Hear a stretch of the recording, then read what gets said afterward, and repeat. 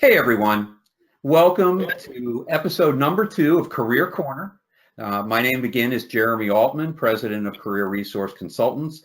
And Career Corner is really trying to get opinion leaders, subject matter experts, C-suite executives onto an interview show where we can really learn more about their hiring process, what they're looking for, some career advice, and also diving into their career and how they ascended their career. So I hope the first episode was good. I've certainly heard some wonderful feedback. And without further ado, today's guest is Carol Vander Sluis. She is Senior Director of Marketing at Winslow Capital. They're an investment management firm based out of Minneapolis, Minnesota. And hi, Carol, how are you today? I'm really well, Jeremy, and you? I am doing wonderfully, and thank you for joining me today. Of course, it's my pleasure. First question, I want to dive right into it, is first tell me, if you can, a little bit about Winslow Capital. Sure. Winslow Capital is an affiliate of Nuveen, a very large company that's also part of TIAA-CREF. So thousands of employees globally, but Winslow Capital is 40 employees. And we're a long-only equity stock manager primarily for institutions, large corporations, endowments, and foundations. Okay. So the first thing I usually like to dive into is the individual's career so that the audience can get a little understanding of it. And if you could, talk to me briefly about your career progression and how you got to this point in your career. Sure. So I really started looking into this career when I was in college. I did an internship with a financial planning firm.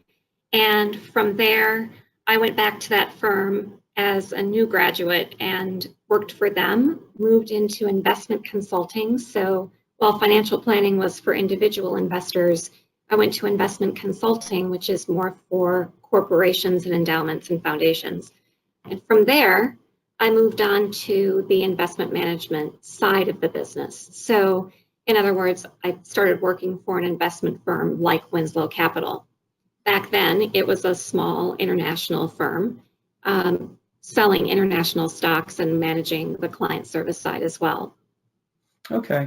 And you've been on the marketing side. Does that include sales, or is it really marketing out to, in the true sense of marketing? Well, when I first started in this business, there was no determination between marketing and sales. It was all combined. And working for smaller firms, people wear a lot of hats. We were doing both. So it really now, today, is true marketing. And that only started about 8 years ago. Otherwise, I've been in the sales and client service side.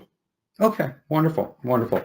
Now, I know that we've had some discussions, and it's always enjoyable having you, to discuss this with, but you certainly have a passion, or I would say a mission, of being able to see more women and minorities in the investment management ranks and the capital market ranks.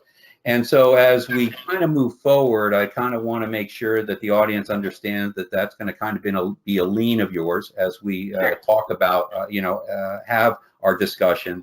And I certainly think it's an extremely admirable mission to have, because I've come from the investment world myself. I certainly understand the old boy network, and it's nice to have individuals really focused on trying to change and create more diversity.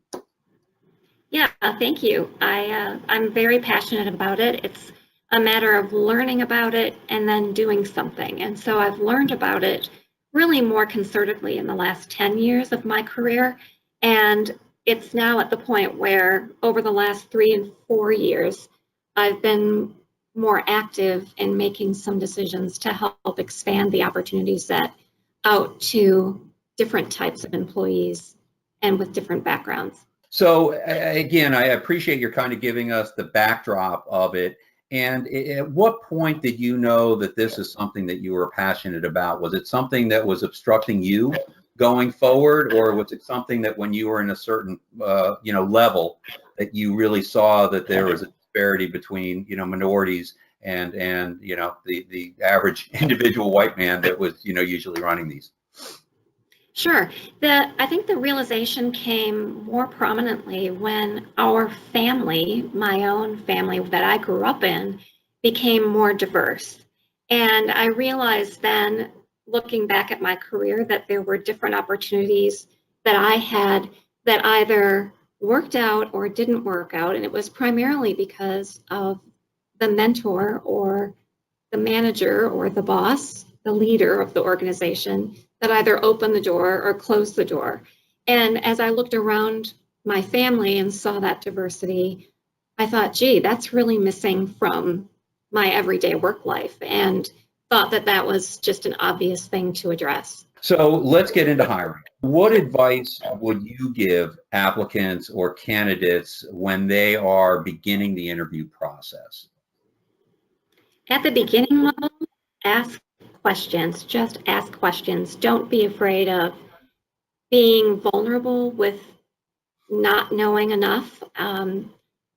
Getting out to meet other people who are in the industry at any level is a great way to start. And then after asking the questions, don't be afraid to offer suggestions for different ways to address something.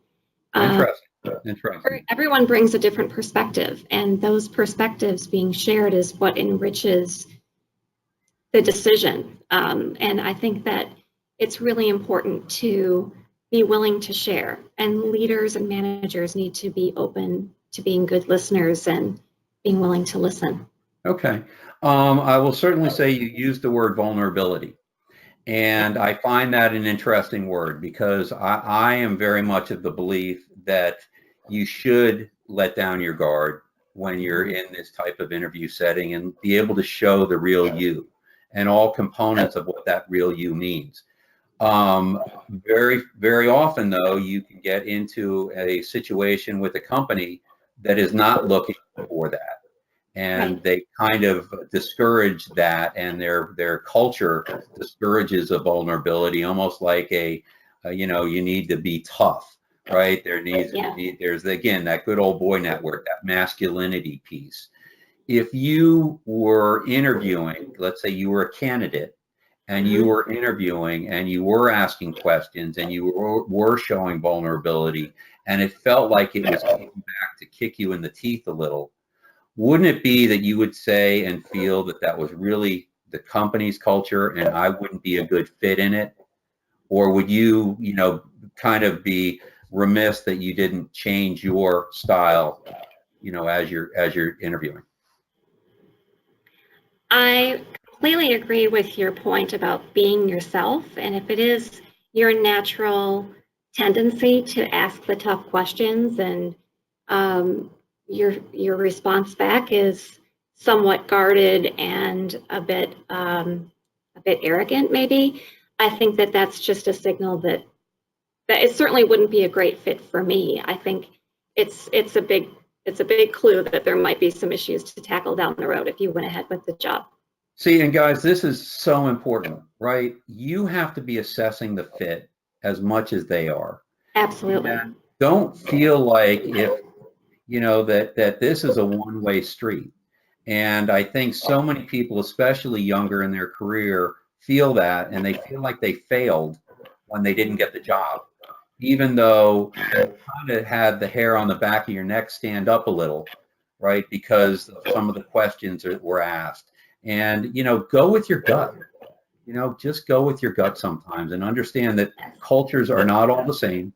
And there are going to be a lot of people that are going to, there are going to be a lot of companies out there that are not going to be the right cultural fit. But I'll tell you what, there are going to be a ton of companies that are the right cultural fit. How do you seek out and uncover talent these days? Yeah, depending upon the area of the firm needing help, the pool of talent that we look at generally has become much broader than it has in the past. And that gets to our interest in bringing more unity and different ideas and different perspectives into our firm. So we look at some of the women's colleges that have different populations. Here in a large metropolitan area like Minneapolis, St. Paul, there are large sections of Hmong community and Hispanic community and African American community, and those resources that come to those communities are really available for us as an employer, and we need to seek them out. And so the universities that are teaching all of the individuals in our community, of course, have all of these different nationalities represented as well. So getting into career fairs and being guest speakers in some of their classes is an important thing to do as well. Okay, so then you're talking about kind of more at the entry level, and I know that you had also shared that internships have become an important part of your hiring practice. Yes.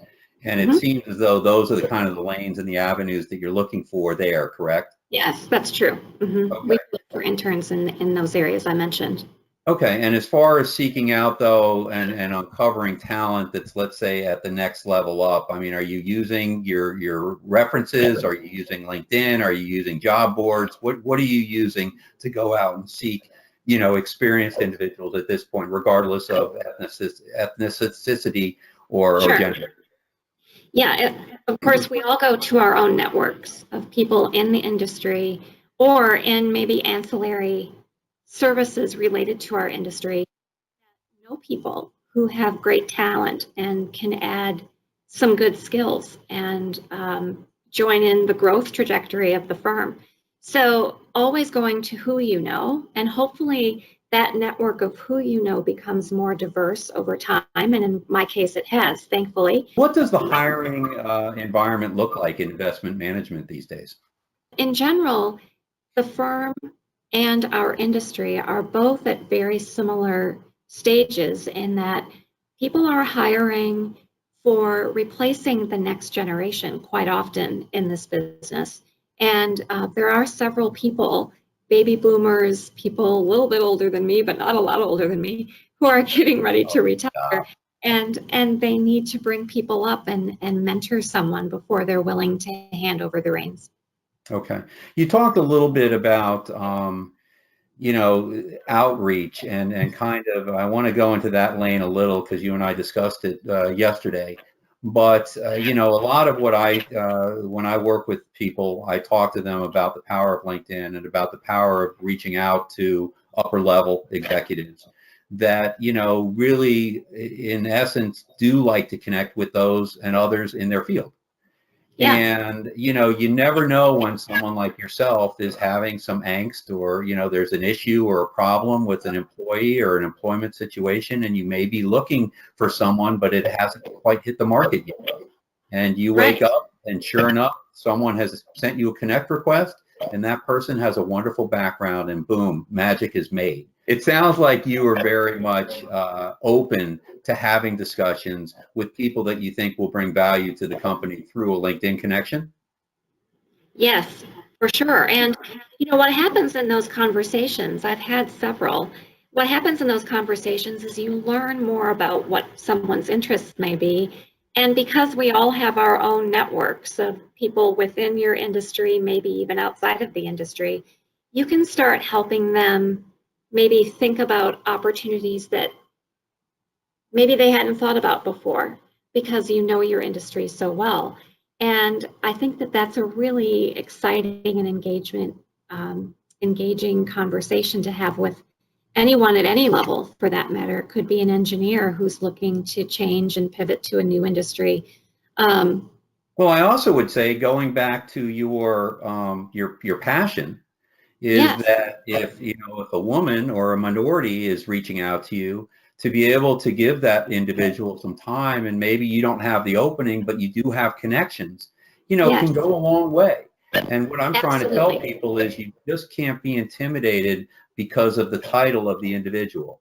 Right? At the end of the day, it's still, how genuine the person is. And I know you're a genuine individual and you're willing to help people. So reaching out on LinkedIn, guys, you really need to do it because you're going to find gems like Carol here. What is the supply and demand right now for talent in the industry? The need for financial advice, financial planning, investment management, all of that is pretty well insulated from a lot of economic turns.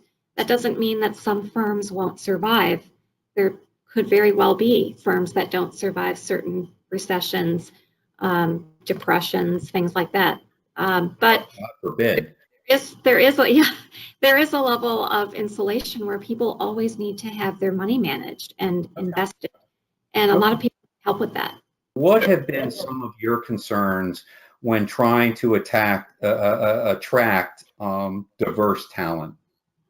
And how are you reaching out to those folks to be able to give them advice, to be able to get into this industry, and to be able to be a thriving member of the community? I think that the way to reach out for me, where I've been most effective, is more at a grassroots level with younger generations, going into high schools, junior achievement, other types of avenues where you can be a subject matter expert in helping the teachers teach their students about different aspects of our business.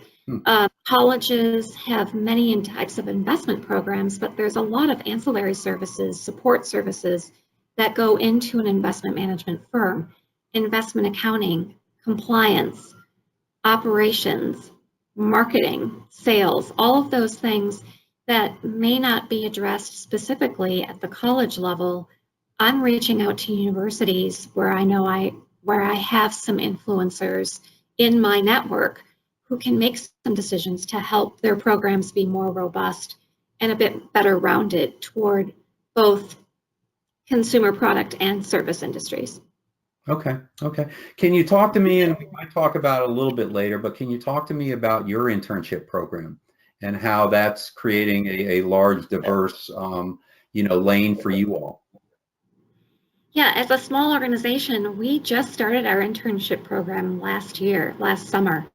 So, on a formal basis, I should say. So, our intern program this summer is going to be quite different because last summer we used our own network of people who we knew who might have had children in coming into college, or just in college and kind of on a track of an analytical sort, who might want to go into portfolio analysis or stock analysis. So we did that, but this year we're actually doing it differently, where we're reaching out through some of these youth organizations that support really high school up through college, of many different diverse sets. And we really want to bring candidates in from those organizations. So we're reaching out to the career fairs at colleges, to some of the service areas of people who take those resources and use them for bettering themselves. And it's just a really delightful exercise. What I'd like to do now is pivot a little. You've obviously moved up nicely in your career. So if you could talk to me a bit more of you being a candidate and how you made yourself stand out in the crowd as you moved up.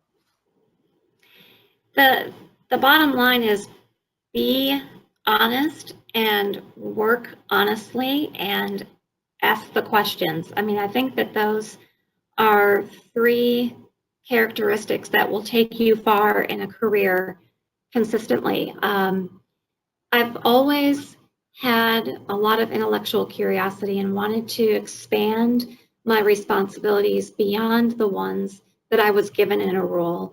And of course, you want to become very astute and do your job extremely well and show that you can do that job well. And then you've built your credibility to take on more responsibilities, higher responsibilities, et cetera. And there's no question, I've had wonderful mentors. Ironically, and maybe not so surprisingly, most of my mentors have been men because of the industry that I've worked in.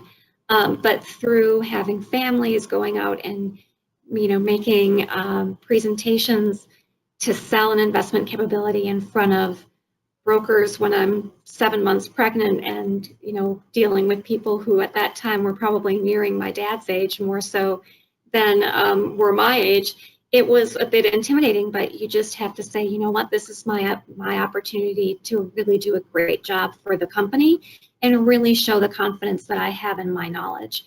So I wouldn't be asked to speak if I didn't know something that they thought the audience didn't know. So keep that in mind. I think that we all have areas of expertise that we bring to the table at every level of work that we do. What would you do to prepare yourself for a high-level interview when it came? Yeah, there's no question that I would go on LinkedIn and find out who works for that organization and who knows who. Most of our networks are fairly tight once you get into an industry where you're looking at higher level positions.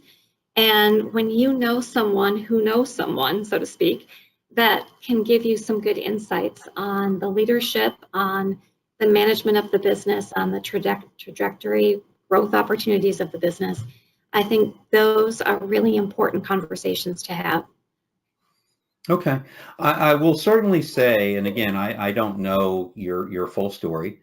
I think you certainly seem to have been blessed in the fact that you've been with firms that have embraced that and Yes. that have embraced diversity and bringing women into the culture.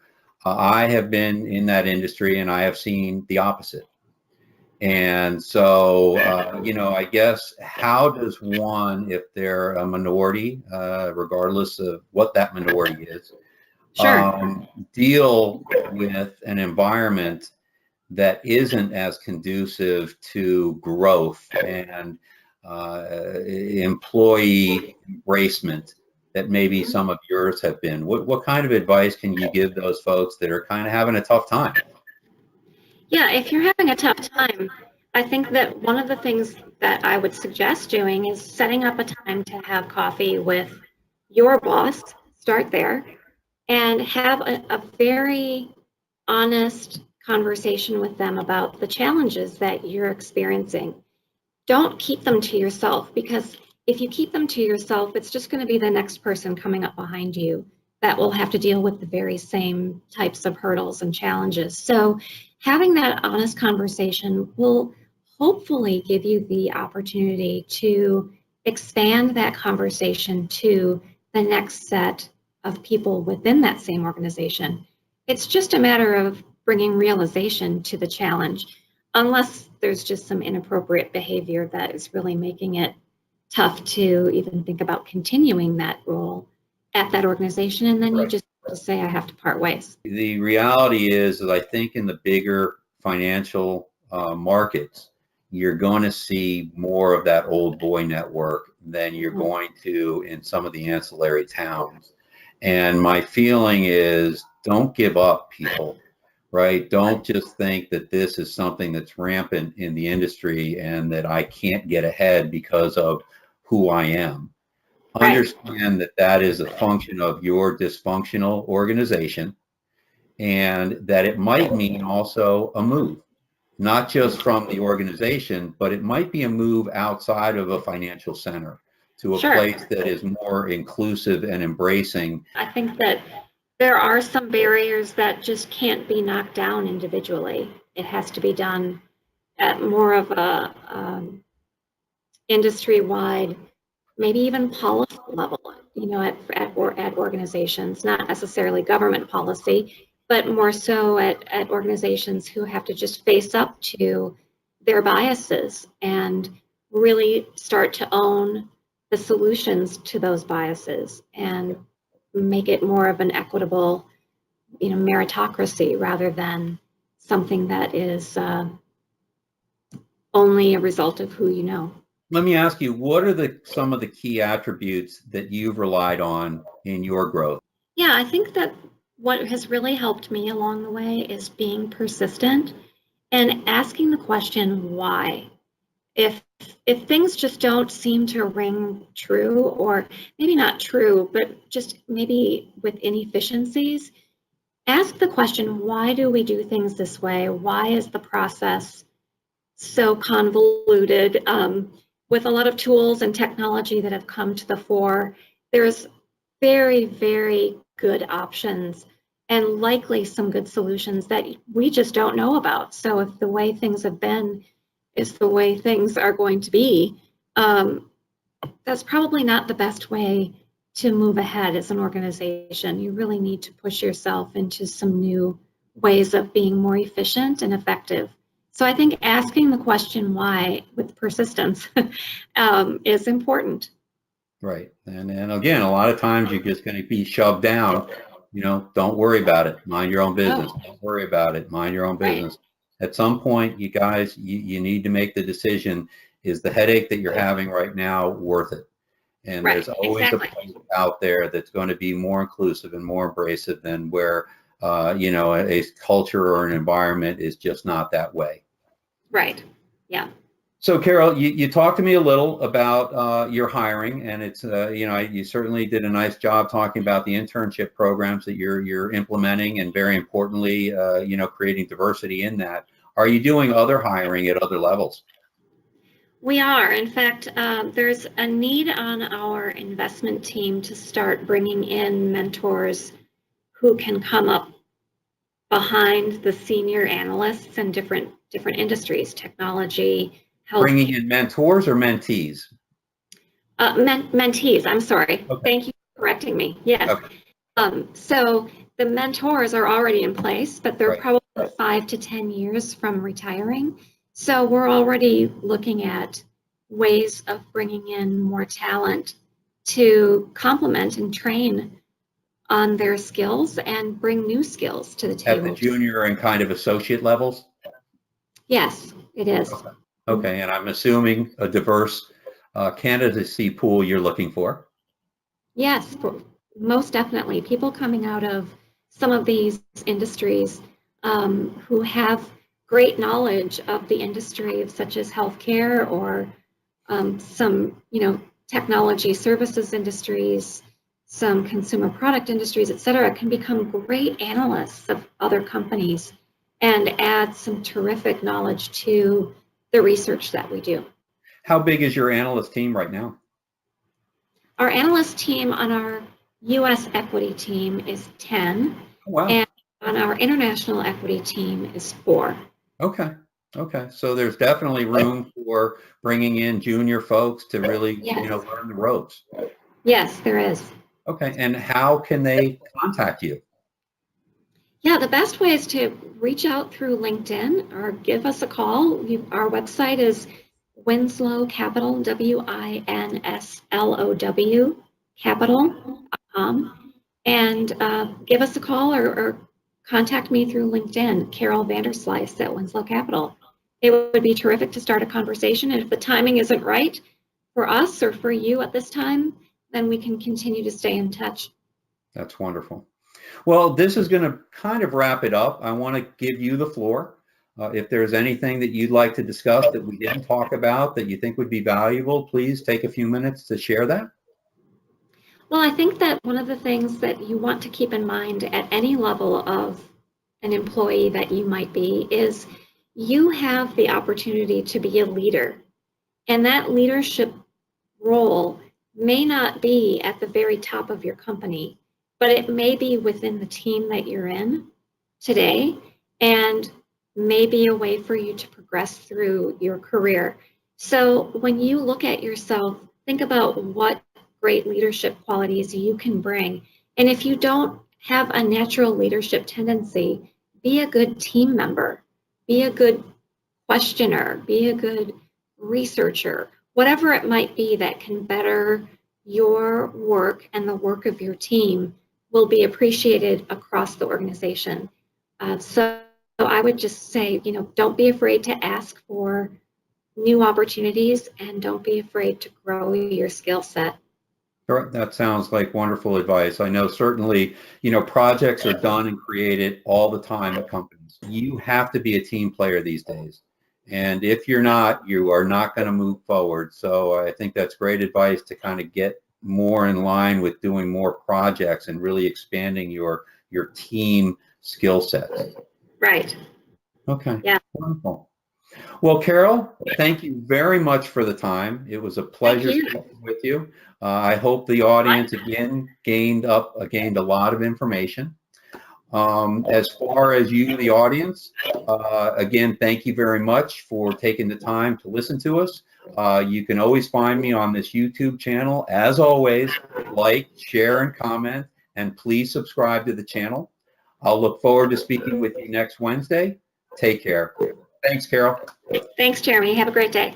Thanks, you too.